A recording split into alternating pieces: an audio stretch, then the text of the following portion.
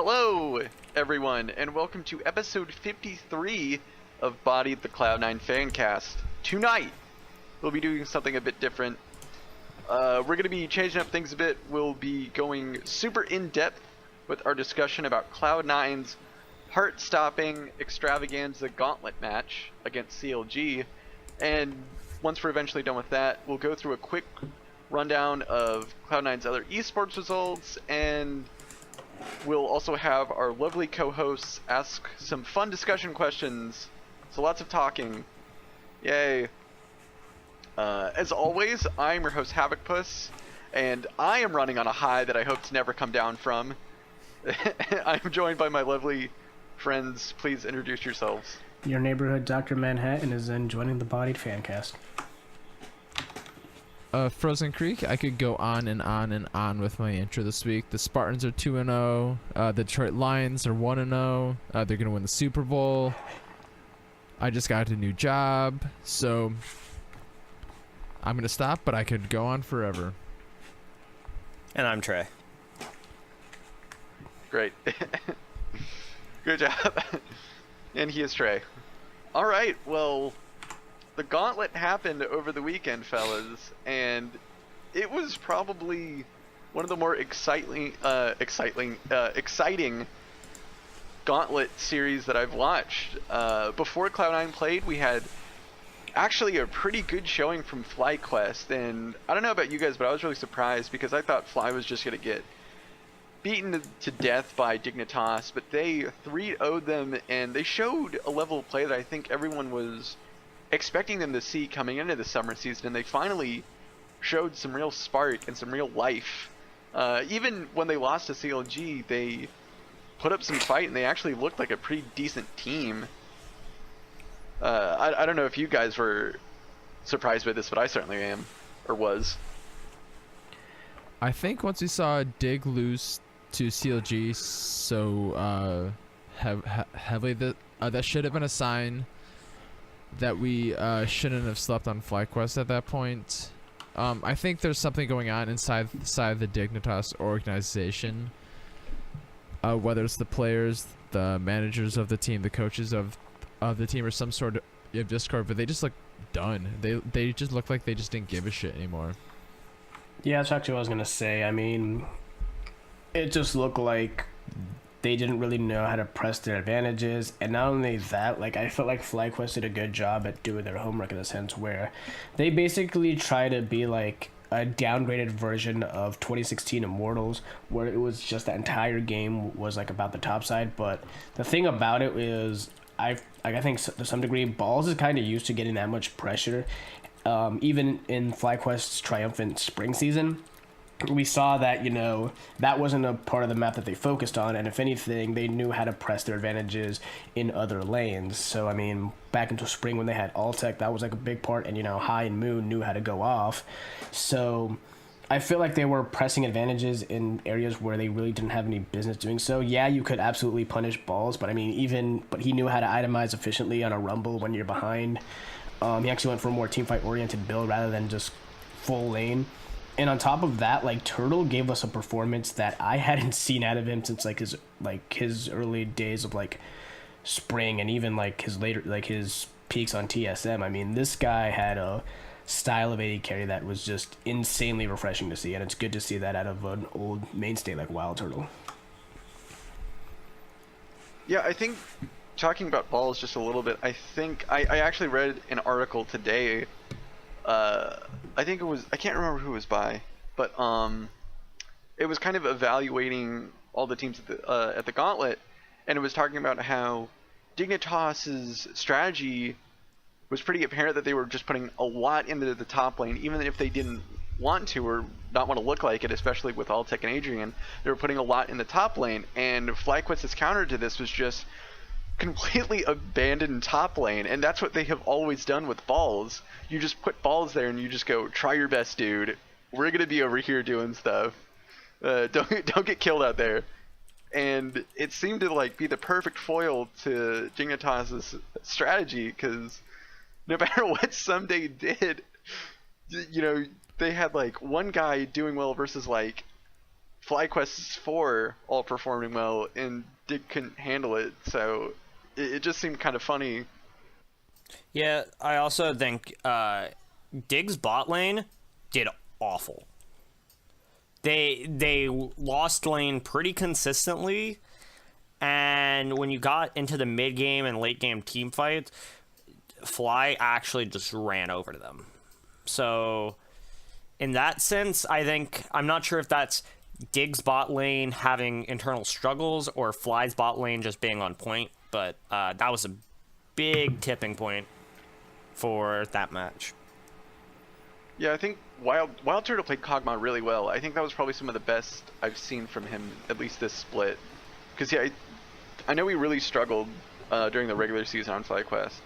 So to see him, you know, like flashing forward and being aggressive, but then having that aggression pay off and give a reward to him for doing so was pretty great to see. Frozen, do you have any comments on the, I guess, pre-C9 game? Not too much. I think that it was mostly what we expected besides the Dig meltdown. I even thinking through it, we should have expected more out of them, but it is what it is. I think FlyQuest showed up for their match against CLG, but in the end, I don't think CLG really should have given them a chance, and I think that played out quite as what we expected. Yeah, I agree. I think even though Fly did win, I don't think anyone was expecting Fly to really upset CLG. I guess let's talk about CLG a bit. What were your guys' impressions going into the match Sunday after watching CLG play against FlyQuest, and maybe a little bit going back even further to the third place match? I think everyone on CLG was playing fine. Omar God, you know, he is still new, but I don't think that shows a lot. I think he does a really good job of being supportive to the team and just lending help where he can and letting who he and the rest just kind of elevate him and kind of carry him when he needs to be carried, kind of deal. At least that's how I saw CLG's play. I was pretty confident in C9's play, so I wasn't really worried about the series on Sunday. But I do think that from what we saw on Saturday with CLG, I knew that they weren't going to just roll over, so It was actually really good also as well.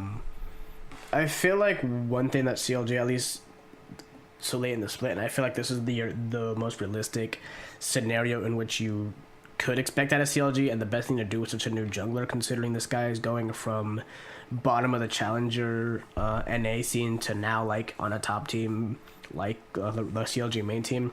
What they really did well was just trying to, I don't want to say so much playing around him, but they really just try to help him out in a few situations where, you know, I think the most evident example of this was, I think, in the third place game where Shrimp was going for like these really greedy collapses with Someday trying to really catch him off guard. And one thing I will credit CLG for is just knowing how to like try to counter a collapse on them and trying to get the advantage in their favor. He played he played to the level that I expected him to against FlyQuest. I knew that, like, in the back of my mind, I just knew that, like, the first round I wasn't too nervous about, because I knew that whether it was Dig's internal struggles, FlyQuest's super limited ceiling of like just potential that I see out of them, it was just, I knew it would ultimately come down to CLG and Cloud9 for that final stage. But I mean, against FlyQuest, they actually did quite well, and I think who he definitely just said fuck you to everyone that memed him since MSI.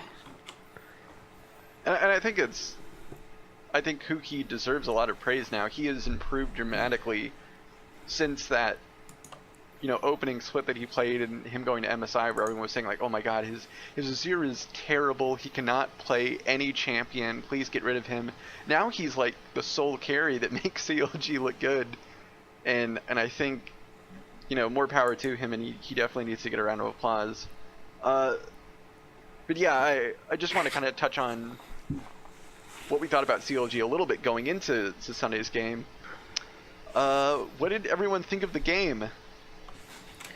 I thought it was exciting. I actually couldn't watch the second half of it live because I was at a trivia thing.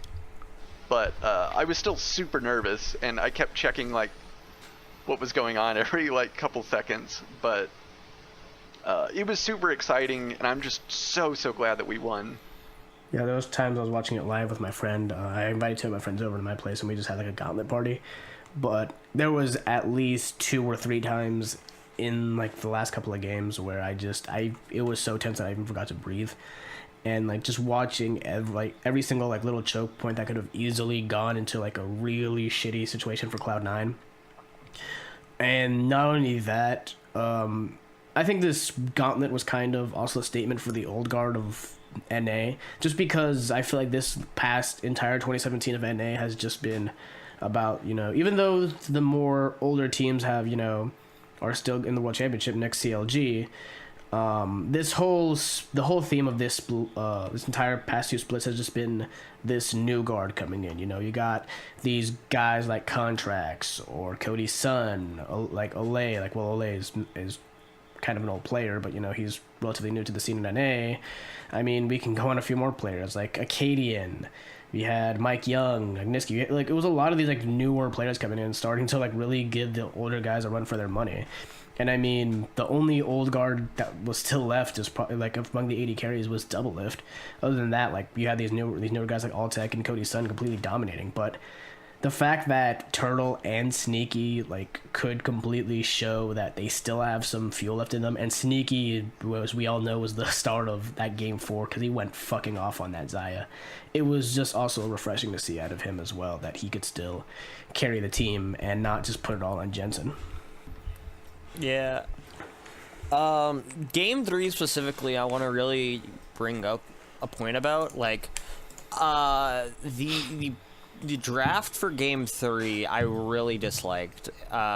It was set pretty much to where C9 has the choice to first pick the Maokai or the Tristana, and they pick Xayah instead. Knowing that even if you pick the Maokai, you still get Xayah or Triss, because they aren't going to pick both of them. So that really confused me, because Maokai was such a high priority, and it won 2 of the 3 games it was picked in, and then banned for Game 2. So, I don't know. I feel like the draft Game 3 was really questionable. I think looking at it after the game, I still think the Xayah first pick was a little questionable. I think Tristana would have been better there. But I do like the comp they crafted with Shen, Gragas, and Corki. I do think that Corki is really good right now. I just don't think that they played around their picks very well. And it's not a game that they really should have lost, just because a lot of the game CLG just out-pressured them around the map, which was kind of disappointing to see, considering we had a Shen. But I do think that the Xayah first pick was a little questionable, considering that we haven't really seen a Xayah have an insane game yet. And I think that Sneaky's game 4 on Xayah was enough to scare some people, but I still don't feel like Xayah is a champ that is like overpowered or anything. Well, like, I think Xayah is a really good champ, and the problem with me for Game 3's comp is that it's a full-on mid-game comp that you lose in the late game very hard, because you won't be able to out-push with Alistar, Ori, Maokai, and Sedge. So that gigantic front line with Ori buffing the front line, and then Orianna and Triss both sitting in the back line doing tons of damage. You weren't going to be able to break through and get into that past laning phase, which, even though we got a good lead in Game 3, I was expecting us to lose anyway. I mean, I still don't think we should have. Okay, sorry, continue. Well, I was just going to say, because the way the comp was, we had a very, very small opening to win. And that opening was 25 to 30 minutes. If you win in that time, okay. Past that, you probably aren't going to win. I thought we played it pretty well up until 20 minutes. I mean, Quirky skill is pretty good late now, with his magic penetration and AP, with his super stupid AD build, which does a stupid amount of damage. And I don't think Xayah can match the damage that Tristana can put out, but I think that Corki can match the damage Orianna puts out, if not more. He just doesn't have that reliable CC and shielding that Orianna has, and I think that's more where the problem was. And I also don't think our positioning and our team fighting was really all that good. The biggest point about that was Contract getting caught by the banana bush by Red Buff, where he kind of just got soloed out by Tristana, and it was just a bad fight by the team, and he ended up just taking a bad route to it. And I think it was more of a lot of different micro errors and good play by CLG, but I still think that game was winnable up until 35 minutes. And I don't think that we played it well enough as a team to win the game in general. Yeah, I think Cloud9 just... I'm not sure if it's like a quirky pick or what, but if they seem to really struggle when they make a comp that has like a specific time window that they have to kind of beat in order to win. They seem to have struggled with that because, you know, even looking at the quarterfinals game against Dignitas in Game 4, you know, Cloud9 had like a window where it's like, okay, you could win, but you only have a limited amount of time because then Sivir will just outscale you. And then, you know, they lost that window. So I'm not sure if it's a thing of maybe they just like to play it too safe and they let the time window shrink too much, or if they just have trouble playing certain picks like Corki. We have never showed too much priority on it, and the very limited games we've played with it, we haven't had too much success with it.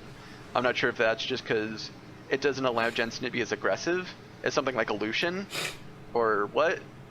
But it's interesting to see that we, you know, in Game 4 we prioritized Xayah first pick once again, and, you know, we let CLG have Tristana, and then we won that game. I'm not sure if we had a better comp for it, since Galio scales better into the late game. Orianna is able to add to the shielding to Sneaky. I think Jensen even bought an Ardent Sensor just to help with buffing up Sneaky. And Contracts actually went like an AD build just to try to one-shot Tristan Talia, since Rek'Sai's not going to really do any realistic damage to CLG's front line. You have enough front line with Galio and the Janna shields to not even worry about it. So I think the parallels between Game 3 and Game 4 are kind of interesting. Yeah, I'm trying to like analyze this whole thing right now. One of like the things though that could have easily gone wrong with a lot with C9's comp in Game 4, and this is actually what I was like talking about with my friend, and we noticed that when CLG actually won a few fights, I think around like the 30-35 minute mark. It was a really risky comp in the sense where there was really no reliable good engage outside of just like the flash taunt out of Galio or his ult. You know, Nick Jonna obviously is like the queen of disengage. Xayah doesn't really have any reliable like sort of ult like an Ashe or a Varus to like really engage in some of these fights, and unless like you want to go for these high risk reward plays like the flash on Burrow on Rek'Sai or the flash ult on Orianna, you know, it was just it was kind of a balancing act on a knife's edge that C9 was doing, on top of the fact that the Tristana at that point had 100% like win rate in that entire series. Really, I was good on C9 though to prioritize kind of just like trying to help Sneaky, because there was times in fights where it's just like, how the fuck are you still alive, dude? Like it was just pretty ridiculous at that point.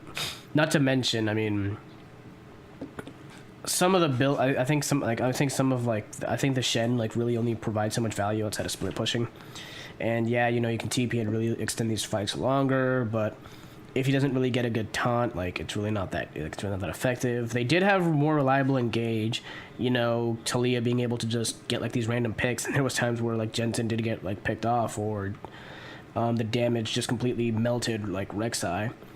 The Maokai's really good for engage, and I think Afrim and the Alistar did do a couple of good moves. Another thing I do want to credit Cloud9 for is honestly like trying to bait a ban out of the Nidalee, because I feel like Contracts wasn't too effective in game 1 on the Nidalee, like as effective as you should be, i.e. like a Mike Young rush level like snowballing. But the fact that they could even bait that out in game 4, like to really limit Contracts' pull and him going on the Rek'Sai with that full AD build, I think that's actually a really smart move to really throw some of these teams off guard. I actually disagree, and I think Contracts was actually very effective on Nidalee. Just not in the way that, like you said, like Mike Young or Rush.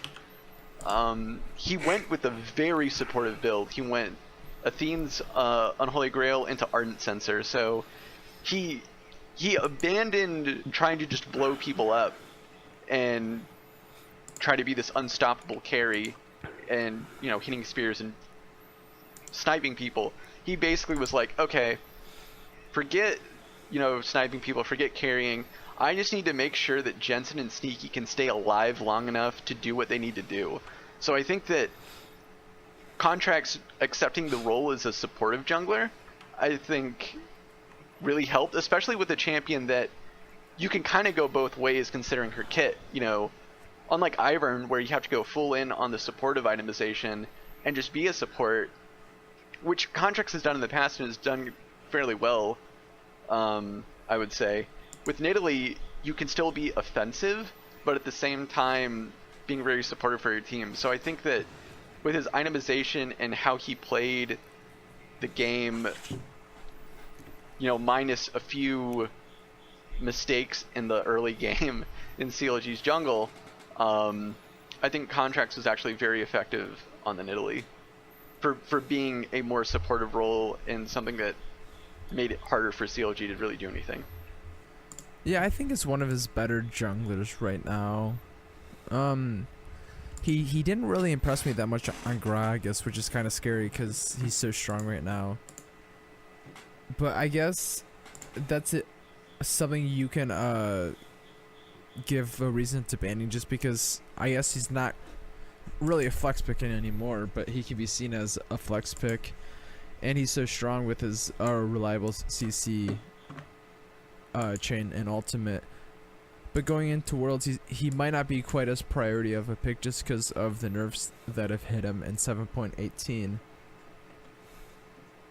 But I think overall, Contracts per performance throughout the series was mostly okay.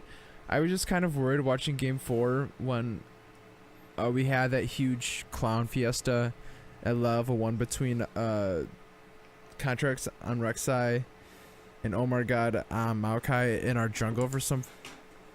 Who knows why they were there.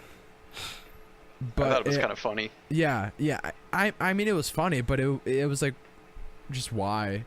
But no, yeah, I feel you. Yeah, it just ended up, I think, in a position that should have put us in way more favor than it ended up doing. I think that we didn't do a good job pushing the advantage that we had of a no buff level 1 Maokai at like 5 minutes. I know Maokai went bot side, which was our weak side, but I think that we should have done a better job pushing our advantage in the top side of the jungle. And I don't think that we did a good job doing that, and instead Contract spent more time trying to invade on our weak side of the map than he probably should have. Yeah, I think that's something that Contracts has kind of struggled with since he started playing for Cloud9, and he would get an advantage, but then he really struggles to try to blow open that advantage, and I think that might just come down to player experience. I do like that he was playing confidently in those invades, even if they didn't work. I think that they were maybe the right decision, and I think it's good that he was making, you know, good, confident, and, you know, sort of aggressive decisions. But I think that stuff like that, I kind of want to chalk up to just inexperience and something that it will improve with him given time. Yeah, and I think that there's a decent difference between Contract's first split and Oh My God's first split. Like Contract was confidently making decisions and trying to do shit around the map that Oh My God doesn't quite seem like he's comfortable with doing yet, and I think that that showed when it came down to it inside the jungle, especially that level 1 invade. Yeah, and I think that again the great thing about Contracts is, you know, if you're comparing him to Omar, is that if a decision doesn't work out with Contracts, he doesn't really get discouraged and he doesn't try to make sort of another confident kind of play. He goes like, okay, that didn't work, and then he shakes it off and then goes right back to trying to be a little bit proactive or being a little bit aggressive and still playing confidently. Where I think with Omar is that, you know, he kind of tried to do something, and if it didn't work, he would maybe not try to do that anymore and look for like a new way to do things.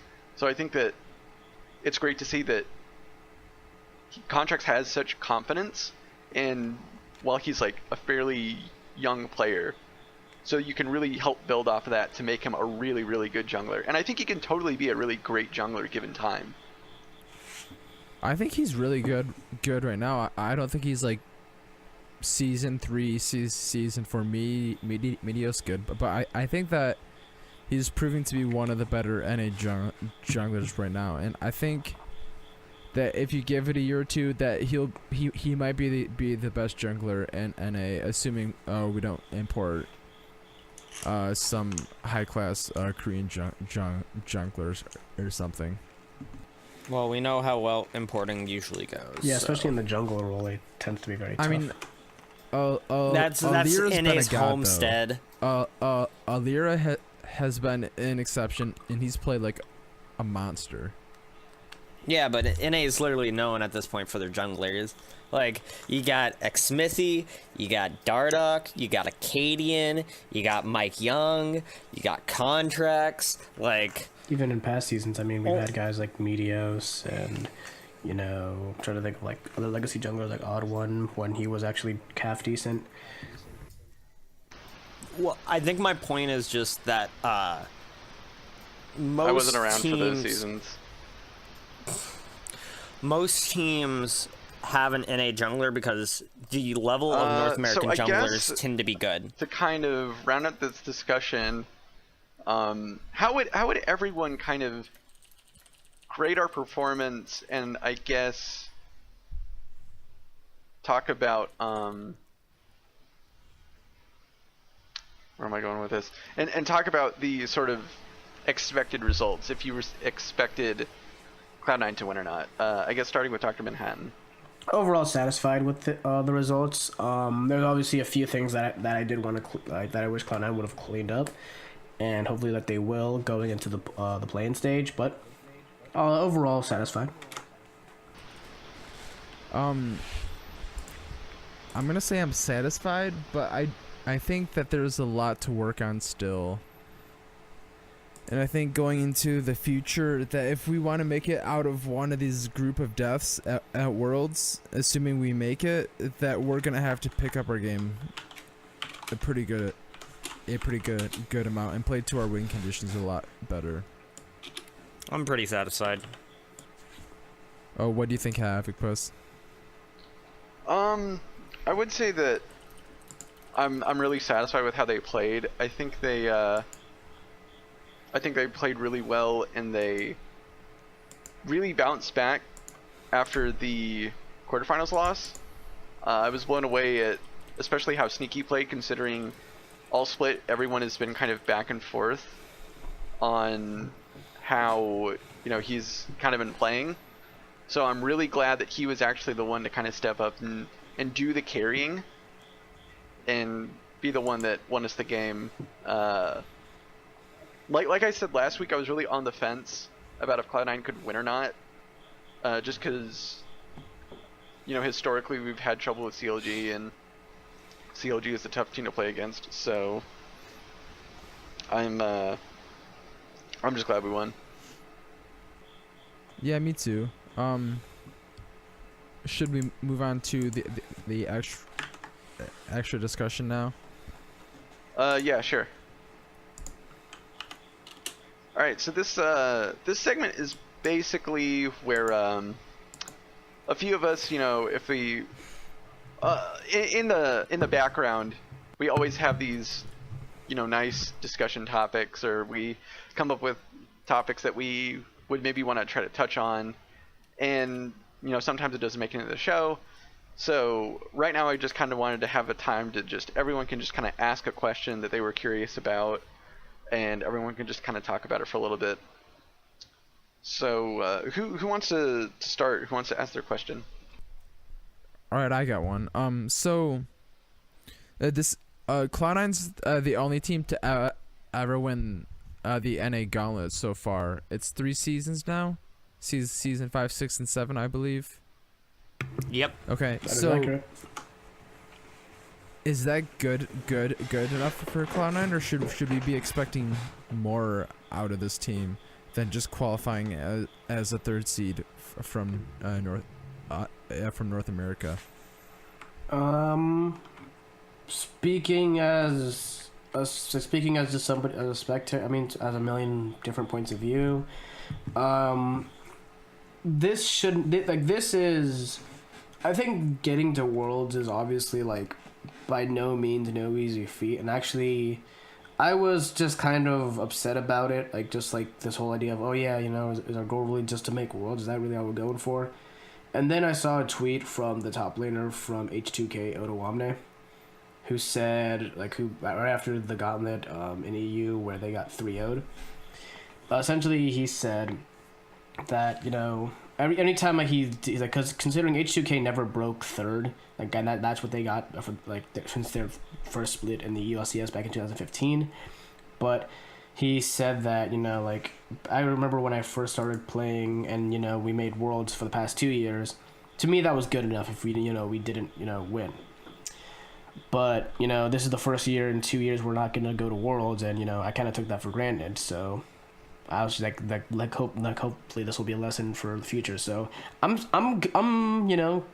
happy that, our boys got to go to the World Championship, but obviously the fan, the competitor, the spectator in me does want to see more out of this team, because, I mean, this is just a talented group of individuals. We've seen in the past that they could stand toe-to-toe with some of these top rosters, but we should expect more. I think that it's the responsibility of every fan base to actually expect wins, unless you're, like, legitimately the Cleveland Browns, where it's just legit misery after misery, and you're just like, at this point it's kind of white noise. But, I mean, winning the Gauntlet, I mean, I'm kind of satisfied with. I never want to live under that stress for another season of just, shit, like, will we make it? Like, I mean, I would like to see, I do expect more out of these guys at the end of the day. Yeah, I'm kind of in the same boat. I'm really satisfied that we are pretty much the only... I'm of two minds on it, because on the one hand, I really like that we're kind of the gatekeeper for North America. And since we keep winning the Gauntlet, we have sort of the... other teams can have their gold, they can have their silver. We have our iron. We have our iron throne, our suit of armor, if you will. And our place of power. But... I'm kind of satisfied because it shows that if you really want to go to Worlds, you're going to have to beat us at least. And to be such a top team that we make Worlds pretty much every season that we've been, ever since we've been in the LCS, that's really great. But I think also at the same time I have to agree that to kind of put it all on the line at the Gauntlet is, maybe not the best spot. I would really like to go to Worlds again as a number 2 seed, or even better, a number 1 seed. I think the team should not give up on finals. I think they need to strive harder and to really work on pushing themselves to getting to the finals and winning it and being more consistent in the playoffs and such. So yeah, I think it's a give and take issue. I think it's great that we are so successful and can continuously go to Worlds even if we have to go through the Gauntlet, but I think at the same time they should really strive for better. Trey, you want to finish this up before I wrap it up? Sure. All I'll say is, like, I'm pretty happy with how it turned out. I think that not only did C9 play well enough to earn the world spot, but I also think that it just created a environment where a lot of fans were getting toxic, which, I mean, that's whatever. Personally, for the team, I think making worlds every year is fine. But I want to see C9 go to the finals. I want to see C9 win the finals. But the one thing that you always have to think about is all it took was one best of 5 series to take us from a top 3 team to, oh man, are they going to get wiped at Gauntlet? Because we didn't ban Maokai. So you just got to think about the perspective and what happened in hindsight. Yeah, and I think at this point it's all about perspective. Like, going to Worlds right now is seen as the bare minimum for this Cloud9 roster and Cloud9 in general. Like, that's kind of all we've known as Cloud9 fans, and it's something that I think we do take for granted in a way. I know I do. Like, FlyQuest fans, as new as they are, don't get to go to Worlds each year. CLG fans now don't get to go to Worlds each year. Dignitas fans don't get to go to Worlds each year, and I think that's something that aspect we do take for granted. I know I did, especially in college football and even college basketball. When we have these super talented teams, like, you just expect that you're going to be doing really well, and sometimes random acts of God sometimes just fuck it up and you just lose. And I think that I just really want to see this team do something more comfortably than what they end up doing. And I think we know that this roster is more talented than sliding into Worlds off like just a best of 5 series. I can't quite think of the word that was going to come into my head.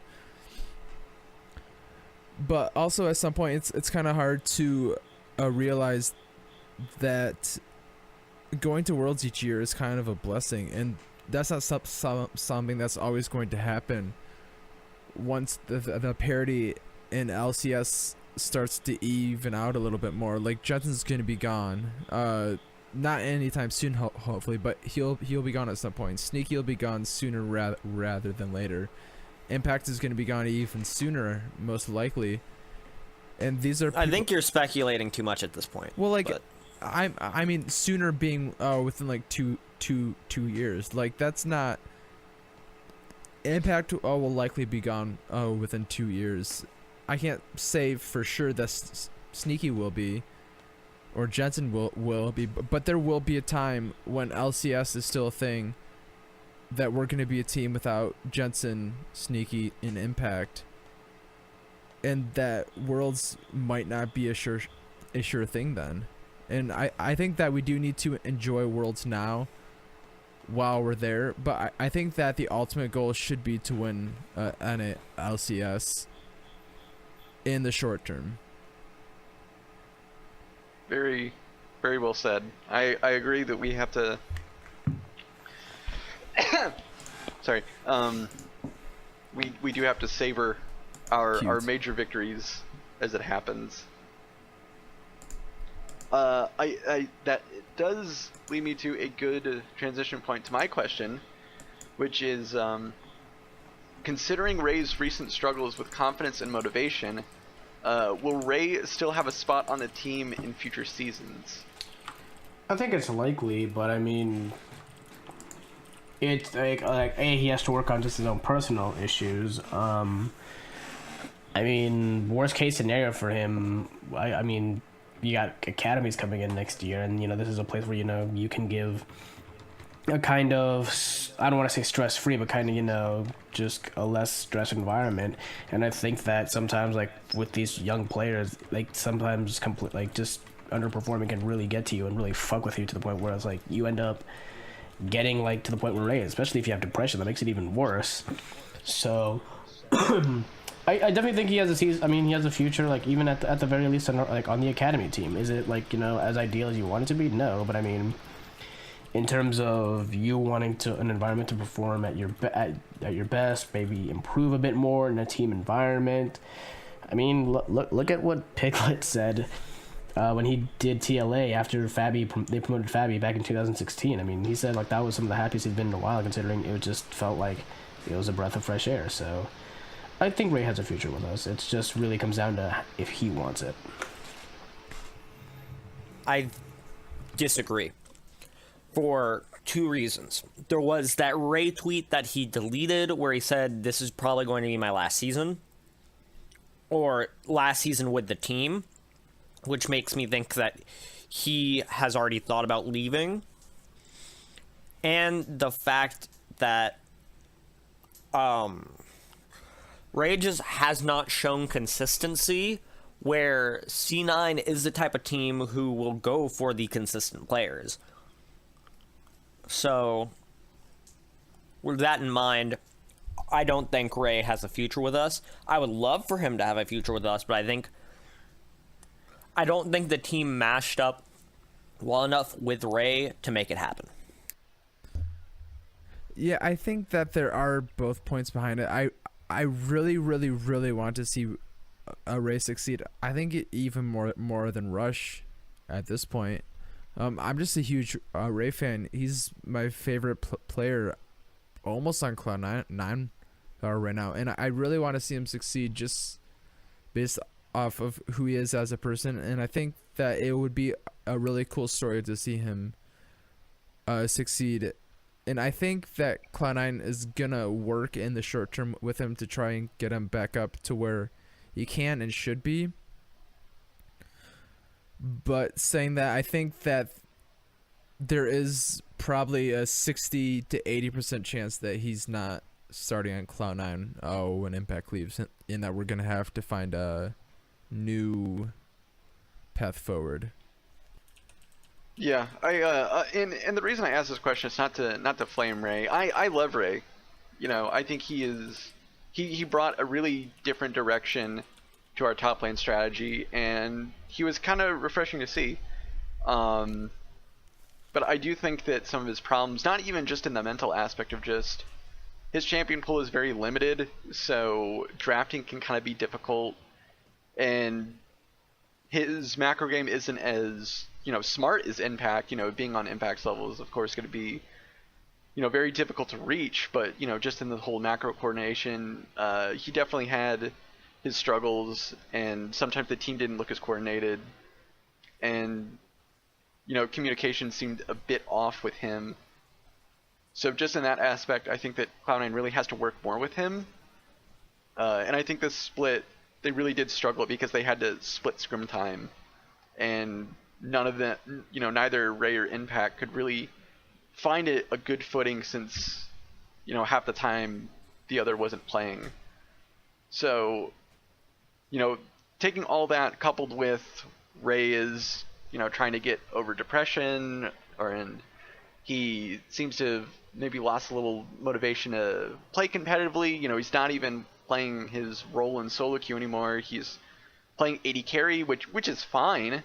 Maybe he wants to do a role swap. That could work. But Ray just seems like a really big question mark for me.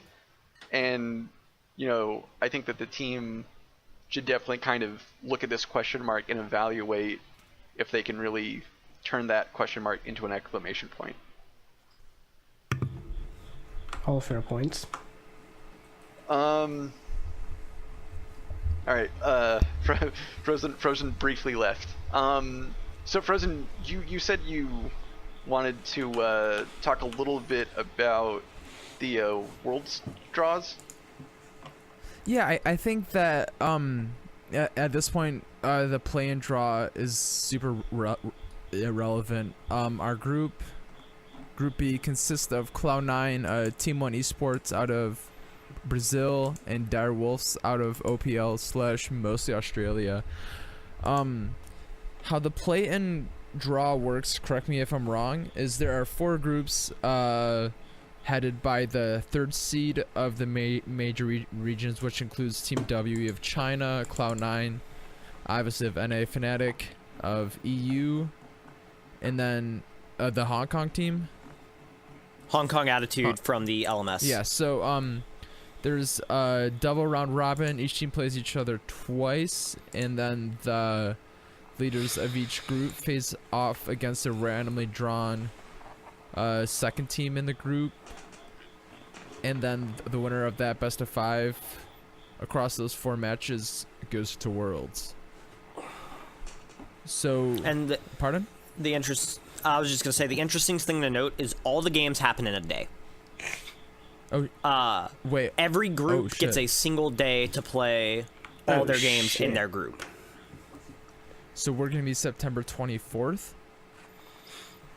We are because the tournament starts September 33rd. Yes, we are September 24th, and we start off by playing Team 1 on blue side, then we play Direwolf on red side, play Team 1 on red side, and finish off with Direwolf on blue side.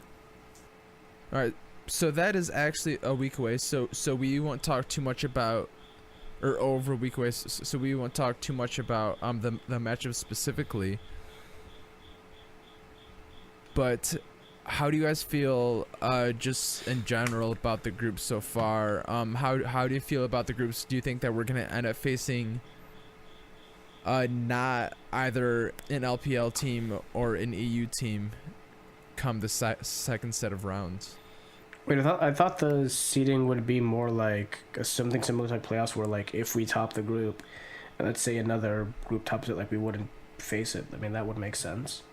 Like, you know, like I mean, they do that for Worlds. I could be completely wrong, but I figured that's what it was. In terms of our group, I'm satisfied with it. I mean, the only teams that I've been hearing, this is just like, you know, locker room scrim talk that's been, you know, tossed around is, you know, Gambit and from the LCL and Fenerbahce from Turkey actually aren't slouches by any means, and we didn't get a single one in that group. So as long as we didn't get those guys or like any of these, like, you know, and I'm pretty sure like the only other, like I'm pretty sure the CB LOL, you know, shows promise and like and can take games from like bigger regions, but I'm not too nervous about Team 1 and Direwolves from their performance at the play-ins and MSI group stage didn't really convince me too much, so I'm satisfied with Group B. I think I'll just go over all the groups quickly. Group A, I don't know who will win in WE versus Gambit. I think we could play either one of those, honestly. And both those would not be pushover matches. I think for our group, I think we top it. Direwolves, while OPL is like still a developing region, I think they do show some risk. Brazil has been known to give NA problems, but I do think Cloud9 still tops this group. Group C, the one team I would say to look out for is Chaos Latin Gamers from the CLS. They actually have been underrated a lot, and I feel like they actually have a good chance of at least getting second in that group, because I think only one of the GPL teams is really good, and that's Gigabyte Marines, who are already in the group stage. And then for Group D, a lot of people are underrating Rampage, I think. Rampage is Japan's #1 seed, and Japan's been a region where a lot of people have just blown them off, but I think they actually have a pretty good shot at least getting #2. This is the one place where I feel like Hong Kong Attitude may actually get third in this group.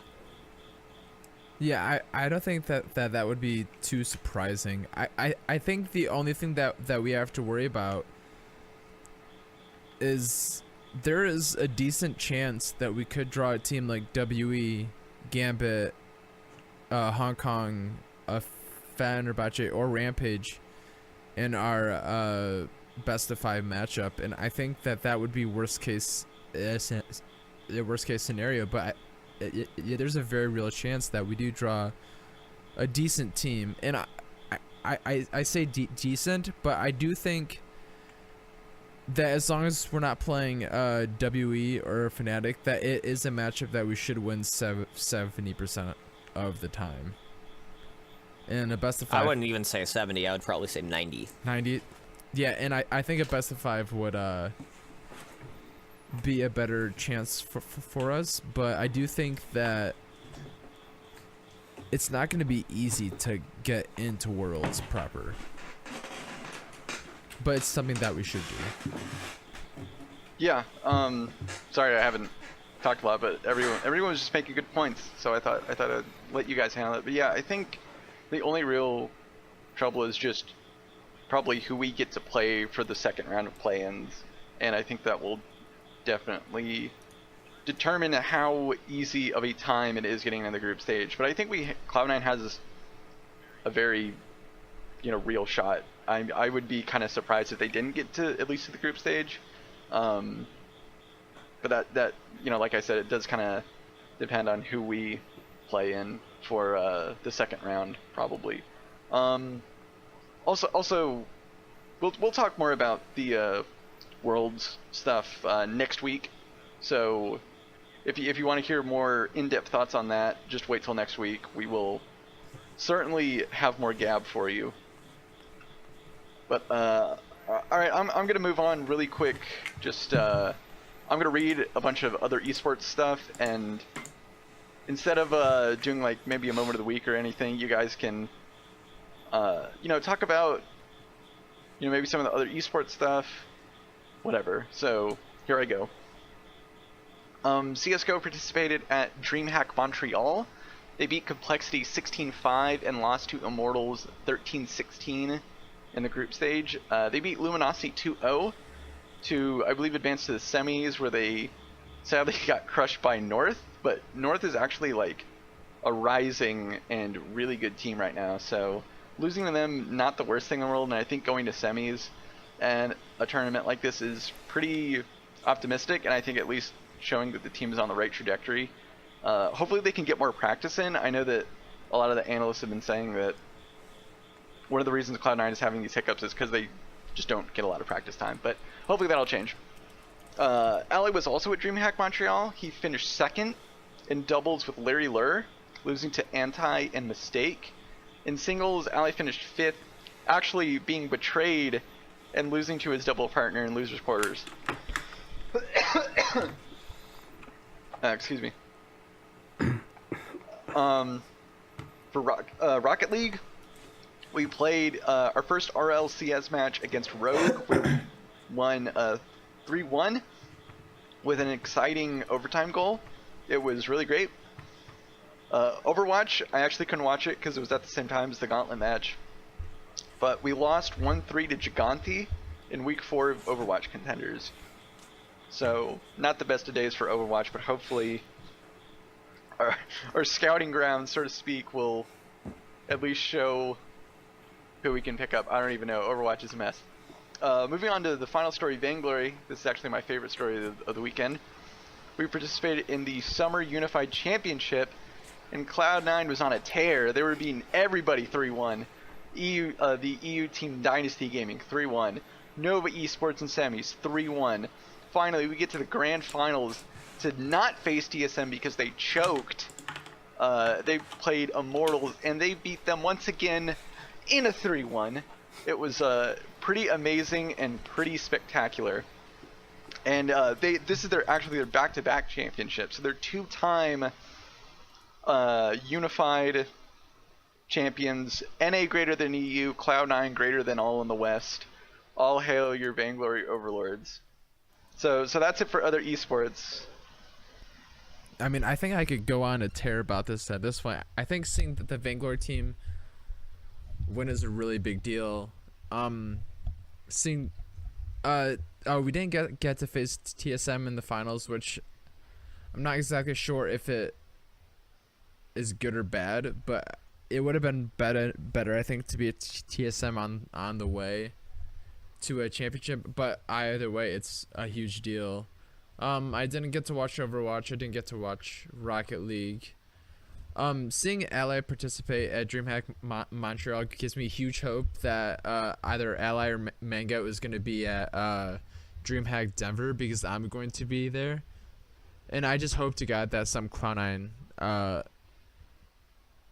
Cloud9 is going to be there in some capacity, because that's coming up late October. Yeah. Like I said, I was so hyped for after Cloud9 won the Vainglory championship again. I think it really shows that Cloud9 is always a top tier organization in pretty much anything, no matter what they kind of dip their toes into. They have a real eye for talent, and I think this definitely shows. And I hope the Vainglory team does get more viewership and support, because these three guys are really great. They're super cool, and I mean they won us back-to-back championships. You have to support them at this point. So yeah. Dr. Manhatten, Trey, do you have any thoughts on other esports before I do the outro? Just glad to see Ally. Sorry, but just to see him doing quite well a bit more. Yeah, it's also kind of like you mentioned that anime betrayal of Larry Lurr. But to be fair, Larry was kind of on fire that tournament, and he actually ended up winning the whole damn thing. So there's that. Also, in terms of doubles, it's nice to see a double that's not double Cloud come over Kiri MK Leo win. I was just gonna say, our CS:GO team looks like garbage right now, so I hope they pick up the pace. they're definitely struggling. I will agree that they need to get some improvement quick before other changes are made. Getting that axe coming down on them. But hopefully better things will happen at ESL New York, which is this weekend? I think it's this weekend. Yes, I'm pretty sure. This weekend, okay. Well, hopefully they'll do good. But, alright, I'm gonna close this out. So, thanks everyone for listening to the 53rd episode of Bodied, the Cloud9 Fancast. Feel free to tweet questions and feedback to @C9Bodied or email us at bodiedfancast@gmail.com. We might answer questions, or we'll just do it through Twitter. We're always super interactive, so if you feel the need to just get a hold of us, certainly do. Also, thank you to Ian for always editing our audio. We super appreciate it. So, thanks for listening, and we'll see you next time. See you later, dudes. Bye-bye.